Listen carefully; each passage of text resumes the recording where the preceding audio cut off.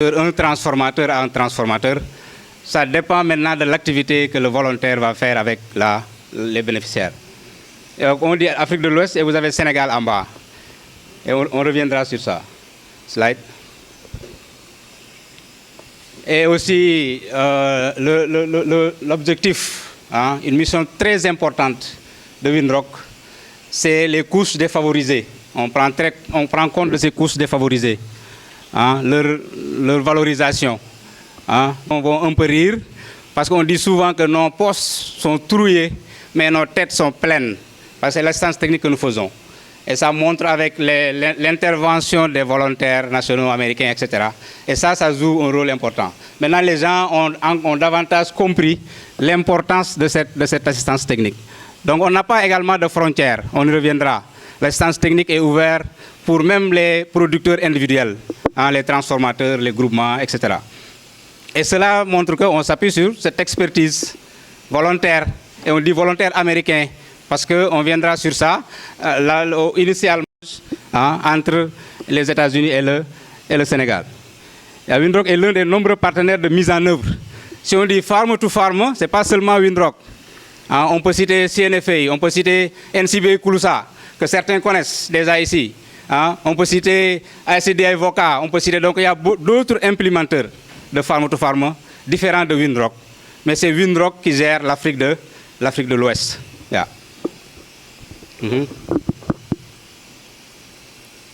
Donc les objectifs, générer une croissance économique rapide, soutenue dans le secteur agricole. Parce qu'on part de la technique de production, technique culturelle, technique de semis, etc., jusqu'à la transformation. Donc c'est économie rapide, soutenue dans le secteur. Ça doit être soutenu, c'est la durabilité. Accroître la compréhension, c'est l'objectif. L'autre objectif, c'est la compréhension entre le peuple américain et le peuple sénégalais. C'est très important. C'est pourquoi souvent on l'appelle échange. Il y a l'expertise américaine qui vient s'échanger avec l'expertise locale. Il n'est pas dit que les producteurs, les bénéficiaires qui sont là ne connaissent pas ce qu'ils font. Ils le font depuis très longtemps. Maintenant, on renforce. C'est pourquoi on parle de renforcement de capacité.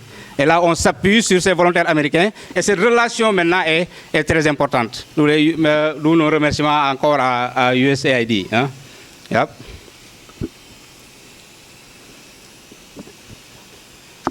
Et si vous voyez ici, il doit y avoir un texte. Le texte ne sort pas. OK. Descends encore. Non, montre alors. Les images. Amène les images en haut. Yeah. Voilà, si vous voyez ici, c'est important. On a la photo en haut avec les attestations. Et ça joue un rôle important également aux bénéficiaires. Tu vois des bénéficiaires, par exemple, qui ont, à l'issue de la formation, ont reçu une attestation qui atteste qu'il ou elle a été formé en telle activité. Et cette attestation peut lui servir d'insérer, par exemple, dans une activité, payante. On a des volontaires qui ont été cooptés par 3FPT, par exemple, parce qu'ils avaient reçu une formation en transformation. Donc l'attestation est importante à la fin de la formation. C'est pourquoi on a cette présentation là-bas, qui montre que maintenant, ces personnes qui ont été formées ont eu, c'est pourquoi souvent on le dit à la fin de la formation. Au début, si par exemple on est là, à la fin il y aura une attestation, mais si vraiment ça entre par ici, ça sort par là, donc vous aurez un papier, mais pas une attestation. Et ce qui fait maintenant que si on vient sur les volontaires nationaux, parce qu'ils maîtrisent ce qu'ils font, ils sont dans ça, c'est pourquoi ils sont volontaires. Maintenant, on a des volontaires parmi également les groupements qu'on a formés. C'est parce qu'ils ont maîtrisé ce qu'on a fait avec eux et on les utilise comme volontaires. C'est pourquoi l'arrestation, si vraiment ce n'est pas très qui dans la tête, donc ça sera juste un papier, mais pas une arrestation. Et là, on avait un volontaire en action. Je pense que c'était avec les Momodou, Amadou Makhtar Diop, à Tamba. Yep, donc, il est connu en agroécologie. C'est lui, Patrick, oui, en agroécologie. Donc, c'est très important. Parce que je disais que de la production et aussi l'intégration, etc. Tout ça, on a des experts qui viennent vraiment renforcer les capacités de nos bénéficiaires dans ça. Yeah. Et là, on dit l'Afrique de l'Ouest. Voici les pays qui composent le programme. Et j'aimerais présenter ici la directrice du Ghana, Mina. Stand up and they can see you. So, Mina Lassay, de l'Afrique de l'Ouest. Elle est là. Hein? Elle s'appelle Mina Lassey, donc elle est directrice du programme au Ghana. Hein? Nous avons Guinée, hein? Nous avons Mali, nous avons Nigeria, Sénégal et des missions flexibles au Libéria. Hein? Donc le programme en Afrique de l'Ouest est composé de ces pays. Maintenant, chaque pays a une équipe, hein? Équipe de terrain. Hein? Équipe de terrain, il y a des gens qu'on voit, des gens qu'on ne voit pas, mais l'équipe de terrain assure maintenant toutes les activités sur le terrain. Yeah. C'est pourquoi là où on va, j'ai entendu les gens parler de Bakel, Trello et Kédougou, mais on nous appelle n'importe où nous on est présent. Ça dépend de la demande. Yeah. Les volontaires. Les volontaires. Avant d'avancer, j'aimerais demander aux volontaires de se lever. Oui, les volontaires, levez-vous s'il vous plaît.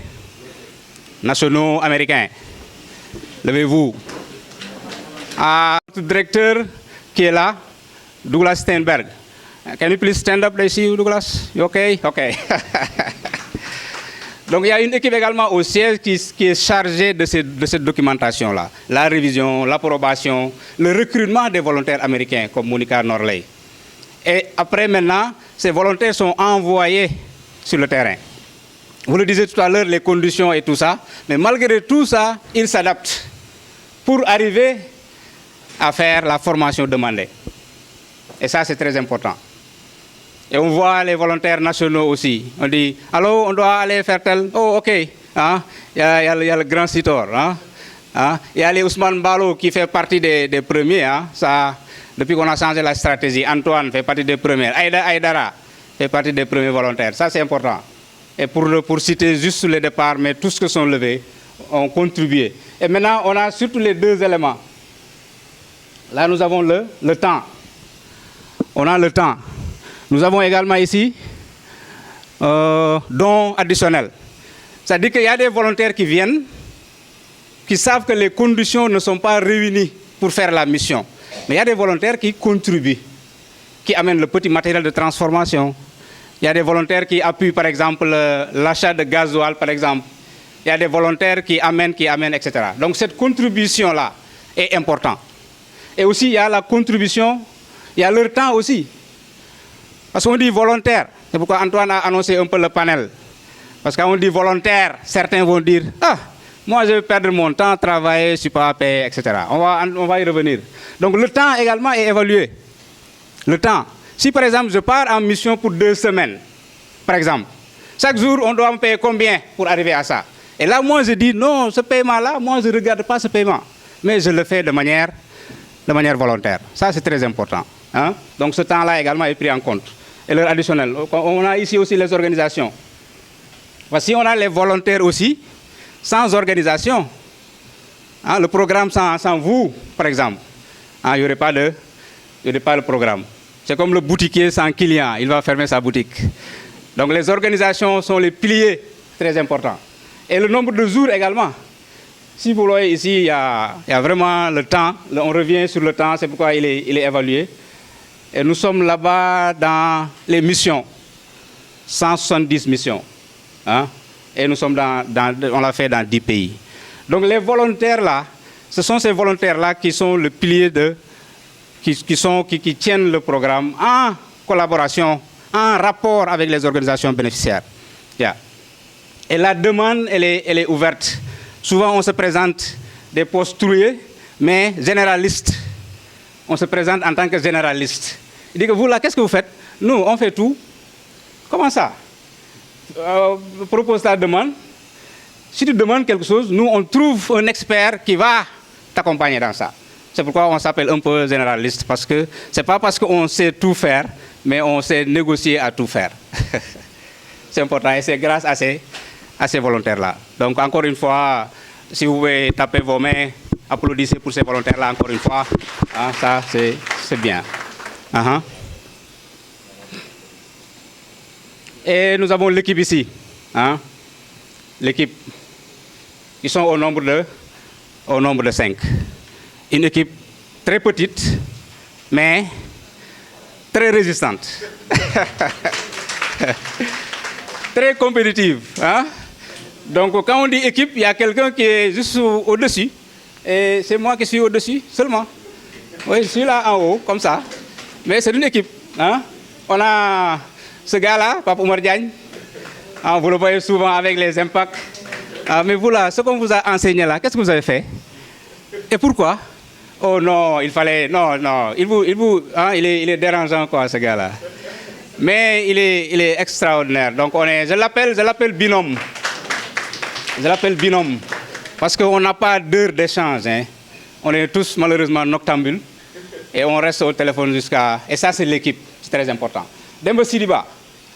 Demba Sidiba, il n'est pas là. C'est la personne que vous ne voyez pas peut-être. Demba Sidiba. Mais sans lui, il n'y a pas de mission. Sans lui, vous ne verrez pas Papa Diagne, vous ne verrez pas Abibou, vous ne verrez pas celui-là, Patrick, ni Sané sur le terrain, sans ce gars-là. C'est l'administration et les finances. C'est lui qui organise tous les voyages, c'est lui qui organise ça. Et on fait au minimum 2 voyages par mois.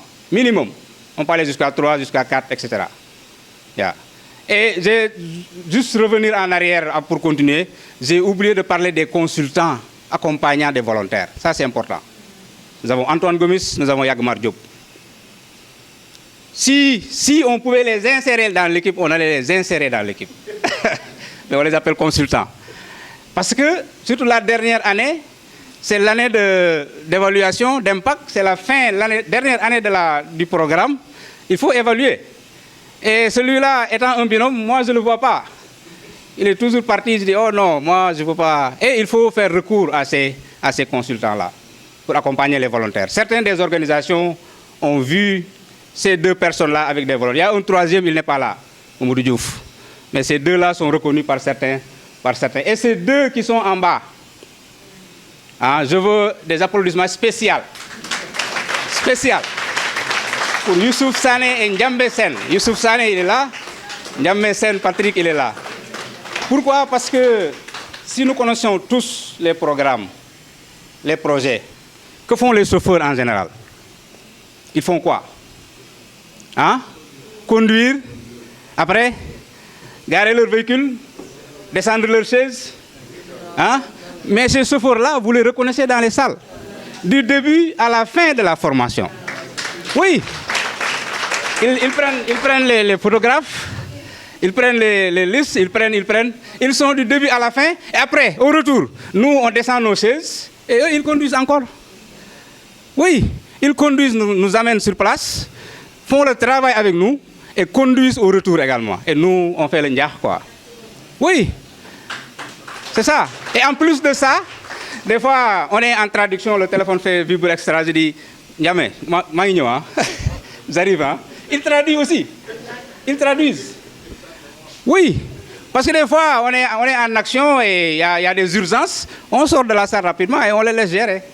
Et machallah, donc vraiment, ils sont plus que... C'est pourquoi on les appelle chauffeurs et support staff. Et la nuit aussi, c'est très important, surtout en ce qui concerne ce gars-là, l'ami du thé, ils font le thé ne manque pas. Ça, hein? C'est l'énergie. Quand maintenant la journée est très très dure, on rentre direct, la fatigue est terminée. C'est à cause de ces 2 gars-là. Oui, ça c'est l'équipe. Et merci à toute cette équipe-là. Hein? Les volontaires savent, les volontaires nationaux savent ces 2 gars aussi. Oui, exactement. Les volontaires nationaux sont témoins également de ces 2 chauffeurs. Donc, merci à vous, merci à l'équipe. Yeah.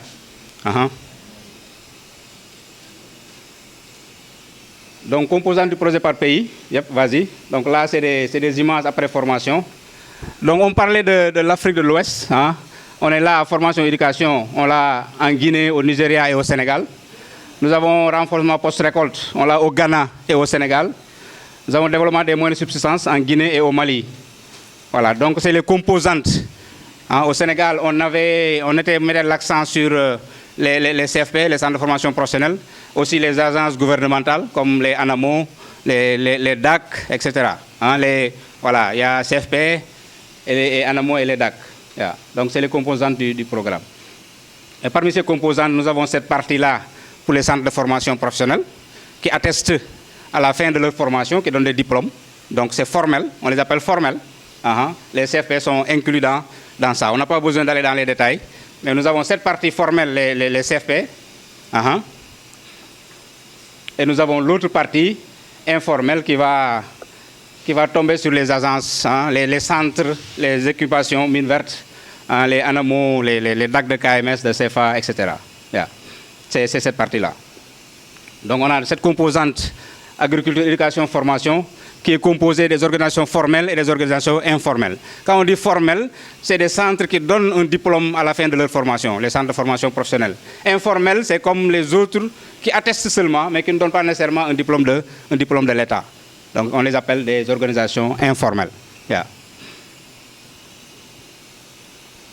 Qualité post-récolte.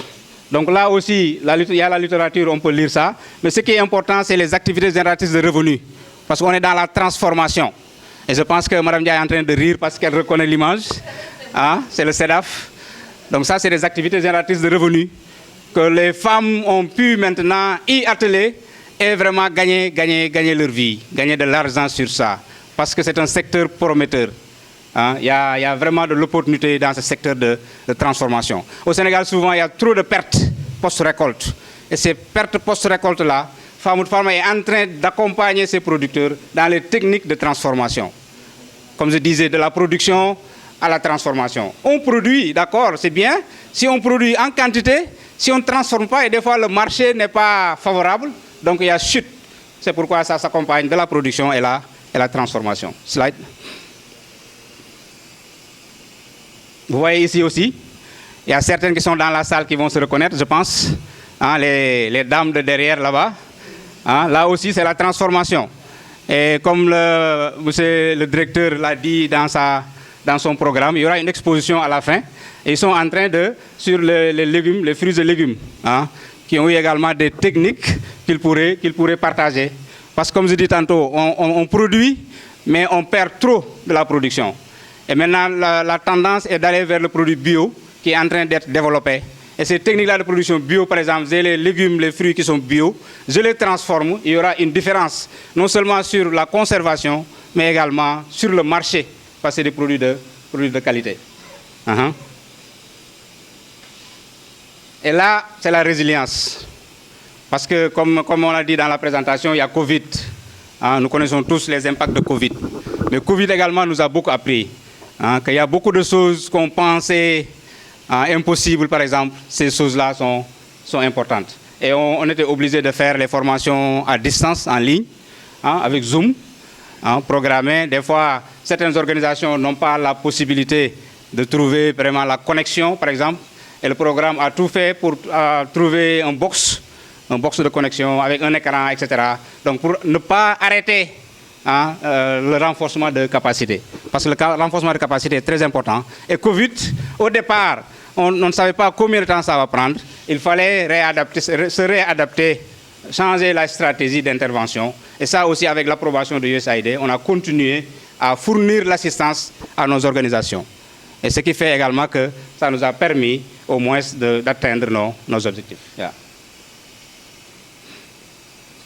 Et là, les partenaires, c'est juste, on cite juste quelques, mais tous les partenaires ne sont pas là. Hein? Parce que nous sommes au nombre de 25.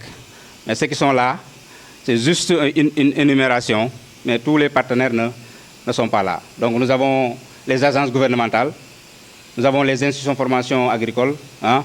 Nous avons les centres de formation professionnelle et nous avons les organisations, les coopératives, les groupements de femmes. Voilà. Donc tout type d'organisation, c'est seulement de la demande. Voilà. Si Famoud Pharma est contacté, s'il y a une demande, un besoin en formation, Famoud Pharma est prêt à intervenir et à trouver le volontaire adéquat pour venir vraiment fournir l'assistance.